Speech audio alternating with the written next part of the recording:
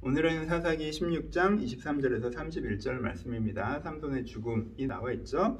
브렛 사람들은 자신들의 승리를 자축하기 위해서 삼손을 축제 자리에 부릅니다. 삼손이 이 기회를 놓치지 않고요.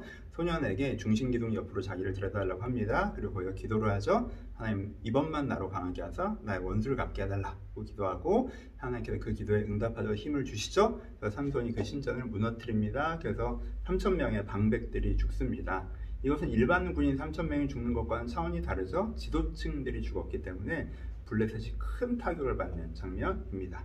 이 장면의 의미들을 세 가지로 살펴보도록 하죠. 첫 번째는 이 장면 자체를 살펴봅시다. 그러면 가장 중요한 것은 삼손의 기도겠죠. 이 기도를 통해서 지금 삼손이 어떤 사람인지 알 수 있습니다. 기도의 첫 번째 측면은 뭐예요? 이번만 나로 강하게 하사죠. 그렇죠? 여기 무엇이 담겨 있습니까? 삼손의 믿음이 담겨 있죠. 내가 잘못해서 실패했고 하나님께 버림받았고 이렇게 돼버렸어가 아니라 여기서부터 어떻게 해요? 하나님, 다시 나에게 기회를 주세요. 다시 나에게 힘을 주세요 라고 기도하는 거잖아요. 그러니까 이거는 믿음의 기도죠. 소망의 기도고 하나님께서 용서하시는 분이시고 긍휼력이시는 분이시고 다시 기회를 주시는 분이라는 것을 믿고 있다는 것을 알 수가 있죠. 그렇죠? 이거는 저는 개인적으로 첫 장면이랑 좀 오버랩되는 게 있어요.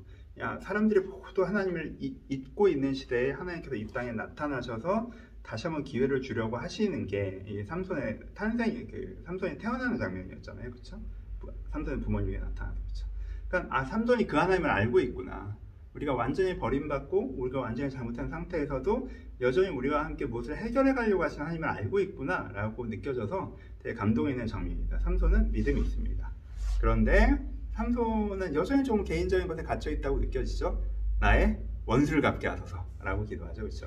그래서 삼손의 한계를 또 보여줘요. 삼손은 항상 내가 꿀이 있으면 먹어야 되고 이 여자가 좋으면 같이 지내야 되고 내가 짜증나면 얘기를 해줘야 되고 그러니까 뭔가 자기의 개인사로 살아가는 사람이었거든요. 그게 삼손의 한계가 되죠. 근데 여전히 이 부분에서도 자기가 이것을 하고 싶은 제일 큰 이유 중에 하나로 제일 큰 어떤 유일한 이유가 원수답게 해달라 라고 얘기하는 게 삼손의 신앙과 한계, 그 인생 전체가 어떤 면에서 이 장면에 다시 한번 담겨 있다라고 할 수 있습니다. 그래서 정말 좋은 시간을 갖고 있었지만 그 단점 때문에 어떤 한계에 부딪히는 삼손의 모습을 보여주고 있습니다.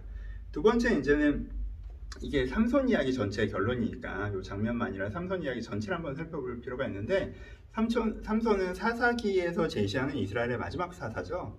그래서 삼손 이야기를 들여다보잖아요. 그런데 그러면 이게 단지 삼손의 이야기 아니라 이스라엘의 이야기라는 게 보여요. 삼손의 모습과 이스라엘의 모습은요, 놀랍게 닮아 있습니다. 택함받은 민족, 택함받은 아이, 그렇죠? 세상을 구원하려고, 그렇죠? 이스라엘도 세상을 구원하기 위해 하나님께서 택한 백성이잖아요. 삼손은 이스라엘을 구원하기 위해 하나님께서 택한 아이였고요, 그렇죠? 근데 어떻게 해요? 그렇게 하나님의 택함 받아 시작해요. 하나님께서 놀라운 은혜와 능력을 주세요, 그렇죠? 그래서 하나님과 함께 시작합니다. 그런데 자꾸 소소하게 각도를 틀어버리죠. 가나안 땅에 하나님을 주셨어요. 이제 하나님과 함께 이제 시작이 되는 거예요. 여기에 적과 끓으면 땅에 하나님의 놀라운 하나님의 나라를 만들면 되는 거예요. 근데 소소하게 각도를 틀어서 이게 여호수아 때 놀라운 승리를 거의 했는데 각도가 살살 틀어지더니 빵! 엉뚱한 데 터지는 느낌이 있죠. 삼손이랑 비슷한 모습이 있습니다. 그리고 그 다음이 어제 장면이죠. 사랑할 만한 가치가 없는 대상을 사랑하면서 자기 정체성을 잃어버리죠. 그렇죠?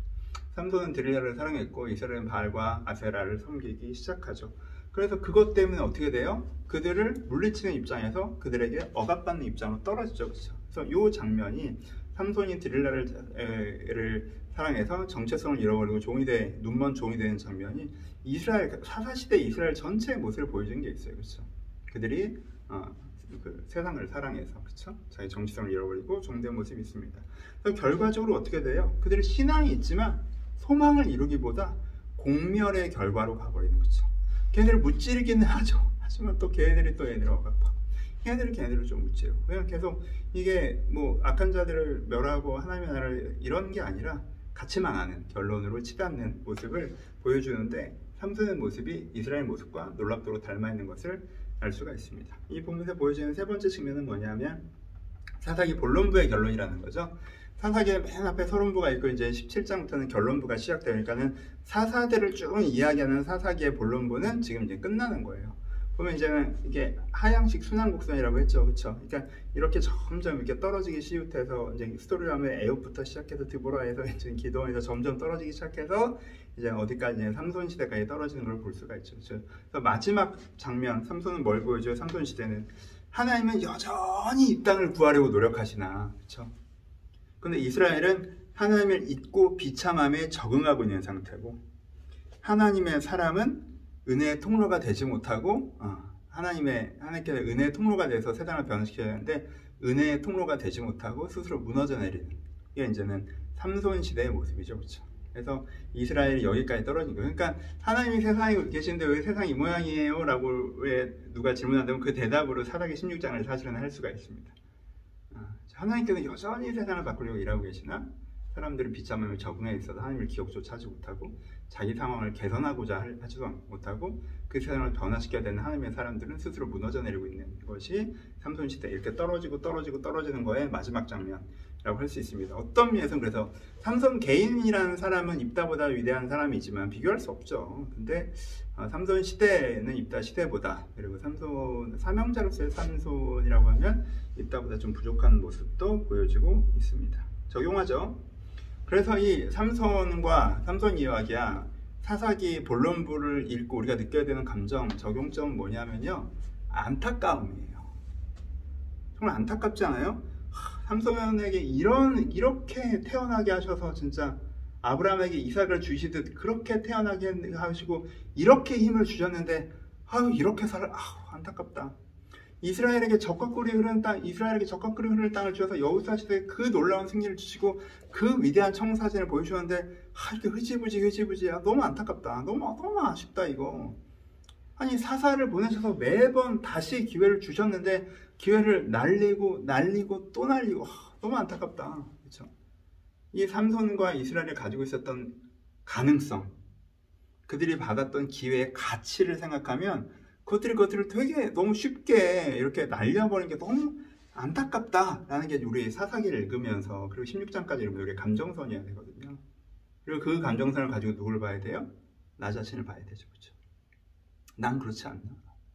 하나님께서 정말 더 위대한 가능성과 역량을 나에게 주셨는데 내 안에 영혼이 있고 내가 이거보다 훨씬 더 좋은 사람이 될 수 있고 더 의미 있는 삶을 살아갈 수가 있고 더 사랑과 선함과 진리와 또 사명에 정말 하나님 앞에서 아름다운 삶을 살아갈 수가 있는데 하나님께는 그러라고 나라는 사람을 만드셨고 이 인생의 기회를 주셨고 오늘도 그렇게 나에게 기회를 주고 계신데 내가 그것들을 삼손처럼 이스라엘처럼 망쳐버리고 있지는 않는지, 내가 하루하루를 함부로 살아가고 있지는 않는지, 이런저런 이유를 대면 이건 이렇게 저러지 않아, 나중에 하자, 이렇게 이 정도는 해도 돼, 나 지금은 너무 난 무기력해, 이러고 있지는 않는지.